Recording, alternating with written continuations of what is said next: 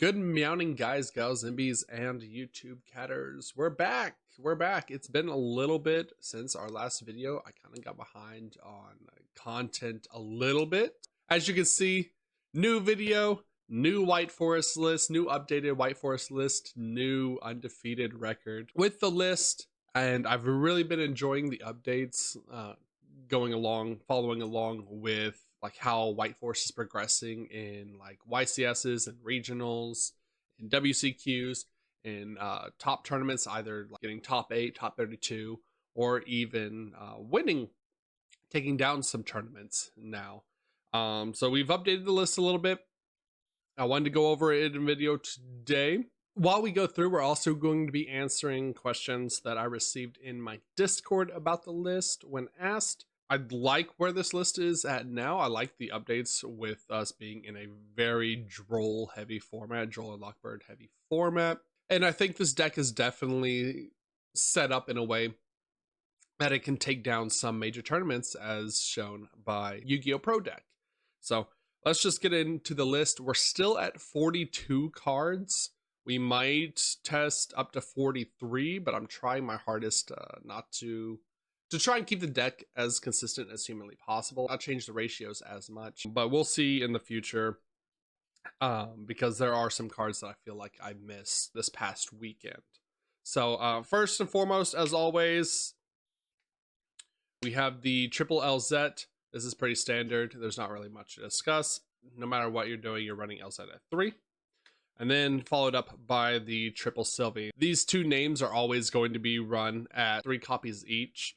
I don't ever see that changing in the future as well. And each name plays around different hand traps depending on what you open. Then we are on the 1 LZ Azamina of the White Forest. And the new change, we are on the 1 Stellar of the White Forest. So with this being a Droll heavy format, a lot of people are just playing a Stellar in the main as a 1 copy. You search it out with your LZ as your first search for the turn. If they Droll you, we can still go normal summon, a Stellar special summons the Sylvie from the deck, and then we have access to at least our level 8 synchro. Another reason why a Stellar is good currently right now in the format is because it plays around Mulcharmies the most as well. It gives 1 extra draw to Mulcharmy Fuwalos, but it plays around Mulcharmy Perulia a lot better. I will say, having only 8 White Forest names felt fine, but my 43rd card, if I was to go up to 43, would probably be Arusia, just because I don't think that's the card you cut in this list.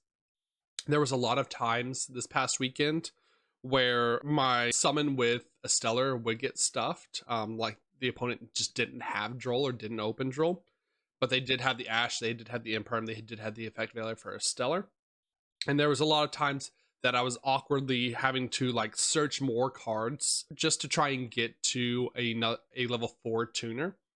And I do think you still need the Arusia in this list and to go up to 9 White Forest names, just in the case of we go LZ, search the Stellar, they don't have a Droll for it. We go normal summon a Stellar, Sindor card, but they do have an Effect Veiler and Imperm for this. So now we need to use our Tails or our Witches of the White Forest in hand to add us a level 4. So I do think Rusia somewhere needs to be in this list as well. For our big girls, we are on the 1 Diabell Star the Black Witch, the 1 Diabell's the White Witch, and then a Diabell Star Vengeance. I've been running these always at 1. I can see a world where people have been running Diabell Star at 2, the Black Witch at 2, but I don't think you need more than 1 if you're trying to keep the deck to a low card count. The Diabell Star is searchable in a multitude of ways now, and it is really just there as an extender and extra body to access more of our Sinful Spoils cards, and actually is can even be synchroed off into our Synchro 11 in our extra deck as well. For spells and traps, the White Forest variety, we are on the 1 Tails, the triple field spell, The field spell could probably be played at 2. I just want as much as consistency as humanly possible. So we're running the field spell at 3. But the lock is a little jank sometimes, but we have ways around that. We are playing the 1 woes. Just because we're still in a Droll heavy format, I don't know why people are cutting woes. We do have ways of getting this card still set through Droll, even if we don't get that Sylvie search. And it's very powerful to hit our synchros, like make sure we hit our synchro 8 during our opponent's turn. That way we at least have a few plays to go through. The Diabell Star Vengeance and the level 8 Diabell Synchro, both special summon tuner synchros from the deck. So Diabell Star Vengeance is usually getting your Poplar, whereas the Diabell is either doing your Silvera or your Resilia.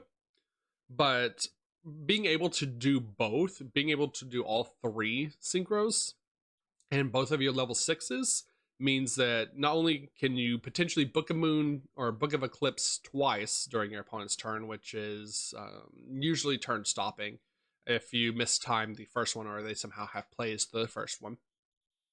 But you can also make Resilia during your opponent's turn to protect your board from destruction if they happen to remove your Diabell Star. And also as a way to search out an effect veiler, so you at least have some form of interaction as well through a hand trap. And then to round off the White Forest spells and traps, we have the 1 Sinful Spoils of the White Forest. Pretty standard. Card is great. Card's amazing. That bridges us into our Sinful Spoils cards, where we are on triple Wanted. Wanted is just very strong. Wanted searches not only your Diabell the Black Witch, but it also gets you your Diabell Star Vengeance for anti-Nibiru lines, or making, if you're running Saint Azamina, making Saint Azamina. Deception of the Sinful Spoils, and Hollowed, each at 1, of course. And then we are also still on the Azamina Debtors. I go back and forth on Debtors.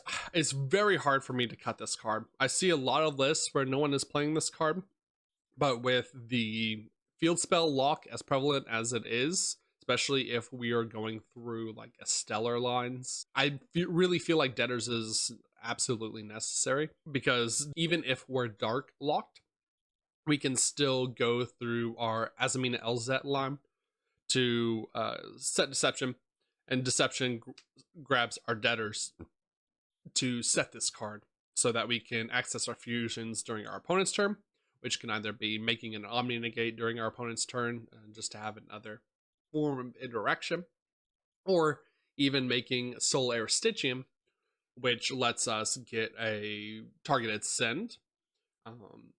And if you put Poplar into the mix and quick synchro using the Soul Aristichium and the Poplar, you now have a Light and Dark Chaos Angel during your opponent's turn. So there's a lot of different layered interactions that you can get off of Debtors that has been super hard for me to ever cut this card.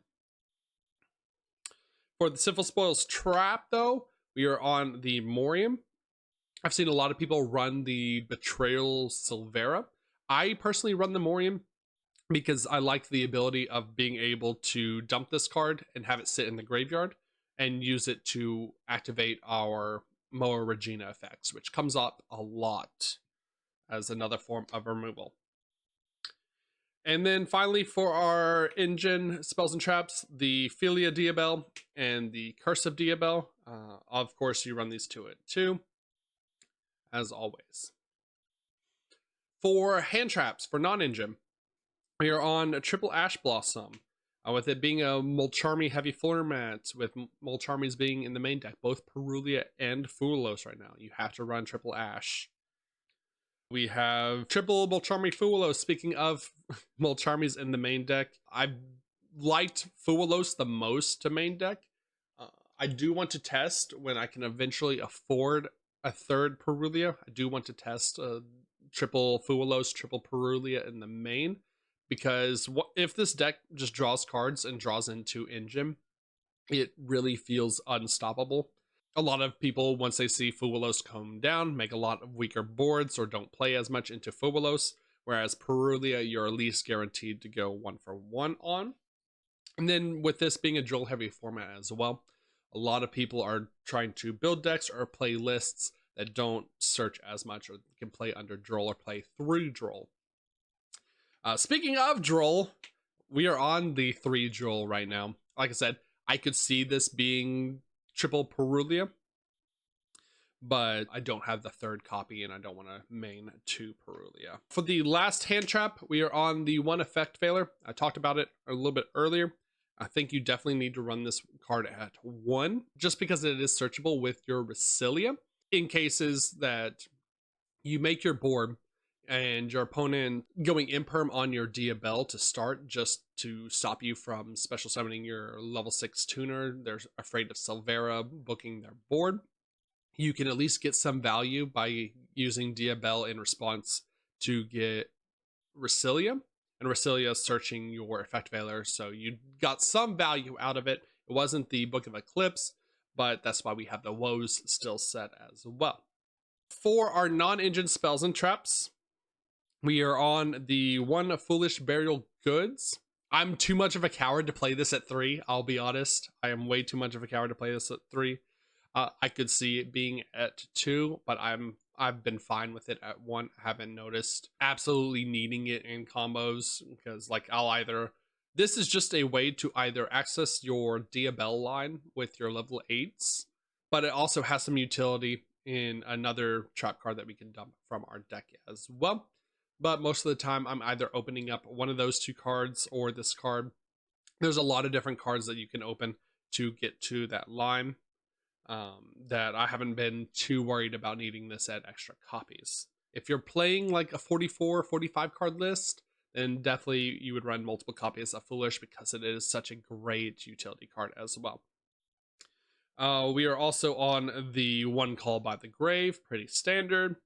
And then actually on main decking Double Thrust. So this was something that was actually on way back with Pure White Forest, back when it just came out in Supreme Darkness, and I kind of got off of it where I was running a package of Double Thrust 1 talents, and now it's just really good. I don't think it ever was bad, but it is insanely good right now. There's space for it right now. This card, if you get drolled, if you get hand trapped, if you get interacted with, can grab so many things. It can set your woes. If they interact with your like Sylvie Surge trying to get your tails, it also can set our 2 normal traps that we have left in Perm and Black Goat Laughs. So this is kind of a coward split. The Black Goat Laughs can be dumped with the Foolish Burial Goods. Black Goat Laughs is very good.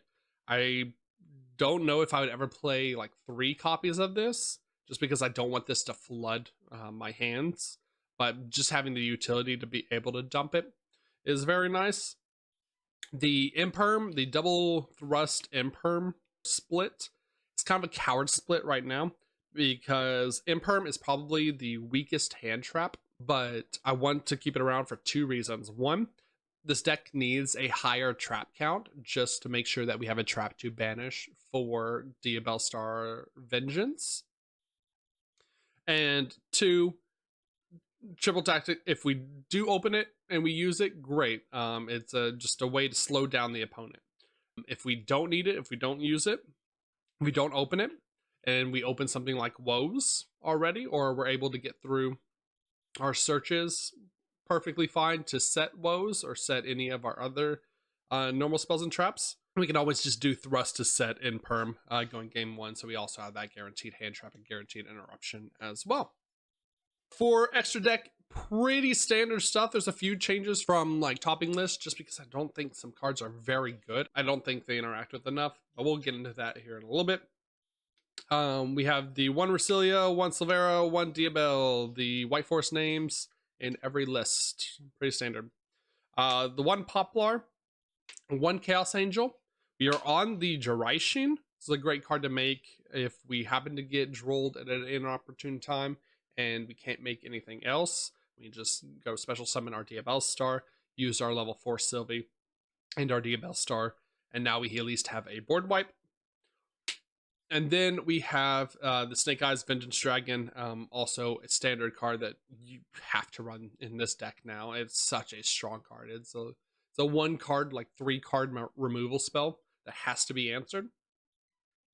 For fusions, we are on the 1 Chorozo. I can never cut this card. 1, he's adorable as hell. Like, you can never cut Chorozo. I am a Chorozo truther. But aside from being adorable, he also just fixes your hands, and I'd rather just, even though it's like a low % chance that your hand is bricky or you only open Diabellstar and nothing else, I still would rather not take that low % chance. I'd still rather make every hand that I open a potentially full combo. So Chorozo still makes the cut. For Azamina names, we're on the Muraciliago, the Ilisavia, the Soul Aristichian, and the Moa Regina.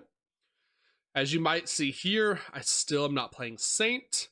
I don't like Saint. I don't think Saint is very good. I think Saint beats decks that we already should be beating with his pseudo floodgate. But I mean, I will test it eventually. I will test it eventually. I will try again. Maybe I'm wrong. Me being wrong? No. It's the children. It's the Yu-Gi-Oh players who are wrong. Soul Aristichian, since we are running the Debtors, is still great to slot in as a 1-for-1 card removal to make during our opponent's turn. Or if we're going on the crackback, if we're going second, you make Soul Aristichian to remove something. Use your Silvera, or if we added a Rusia, you could use Rusia to make a Light and Dark Chaos Angel. Now you have unaffected synchro monsters, and nothing can be destroyed by battle, and you get that extra banish as well. So it's a just a layered 2-card removal. Moa Regina, I've been making this card more and more, and I absolutely have been loving this card, especially when we get that Simple Spoils Morium in the grave, because you can chain. You have to ask your opponent, because this has to be the last thing to chain. So you have to ask your opponent if they have any effects in response to, or they're chaining anything in response to you resetting your Morium, or even banishing your Wanted to draw a card, because then you chain to that effect yourself, and you get to pop 2 additional cards. I even made this going first 1 turn, because my line was a little awkward. I opened Debtors and Morium in my opening hand, so I was able to go first play was make Ilisavia, so I had an Omni to normal summon my Stellar under. And for the last 3 slots are just tech choices. We have Typhon, Guardian Chimera, and SP Little Knight. I've been making SP Little Knight less and less. I haven't really had to, as far as board breaking. So I could definitely see this card being cut for like a Saint Azamina if you absolutely want to play that card. Guardian Chimera is great. I would not get rid of Guardian Chimera because it's another option to make off of our Simple Spoils of the White Forest. And then Typhon, I don't know why people are cutting Typhon. I know they're playing like Doom Dragon or something like that to push Detonator back into the spell trap card zone, but this 1 card just outs Detonator boards or Ryzeal boards alone. A little bit awkward into the Mitsurugi builds of Ryzeal, just because I don't think it shuts off the blue one. Or I know it doesn't shut off the red one, but I don't remember what the attack is of the blue one. I think it's only like 2800 or something like that. But this still outs a lot of things. It's a good just emergency ripcord to go into. But all right. Well, that's the list. Let me know what you think. Let me know if you have any questions, comments, concerns. Let me know down in the comments below. And while you're there, leave a like, subscribe, all that good YouTube stuff. I hope you've been enjoying playing White Forest, playing against White Forest, enjoying my White Forest lists or White Forest videos. We're going to be uploading more content, more things, do some more gameplay playthroughs as well, and do some more YouTube streaming in the future. So be sure to join in for that as well. Also, we are super close to 1,000 followers on Twitch. So if you've made it this far into the video, we'll be doing some giveaway of some sort. I'll have to figure out what I can do and what I can afford. Maybe like give away a box or something. We'll see. But that being said, guys, gals, and bees, hope you enjoyed the video. And as always, good night.